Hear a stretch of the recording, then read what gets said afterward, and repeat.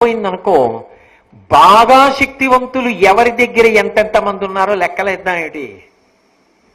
ఎంత ప్రమాదకరమైన ప్రశ్న అడుగుతున్నాడో చూడండి. అని ఊరుకోలేదు.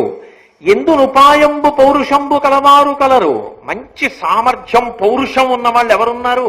వాళ్ళు ఇటువైపు ఉన్నారు అంటే మొదటి పేరు ఎవరికి చెప్తారు? గాంగేయుడు, స్వచ్ఛంద మరణం ఉన్నవాడు, మహానుభావుడు, గురువు గారిని కూడా గెలిచినవాడు భీష్మాచార్యుల వారు. భీష్ముడు అంటారు, మనమేపే కదా అంటాడు. ఇంకెవరు? అందరికీ పాఠం చెప్పిన ద్రోణుడు, మనమేపే కదా అంటాడు. కర్ణుడు, మనమైపే కదా అంటాడు. ఇన్నున్న పాండవుల వైపు ధర్మం ఉంది కదా అన్నారనుకోండి, ఏం చేయడు, లేచి ఎంత మంచి మాట చెప్పావోయ్ సంజయ అని కౌగిలించుకుంటాడు. అలా కౌగిలించుకున్నాడు అనుకోండి, అవతలవాడి ఎముకలు గుండైపోతాయి. 10,000 ఏనుగుల బలం ఉంది ఆయనకి. ఒకప్పుడు యుద్ధమంతా అయిపోయాక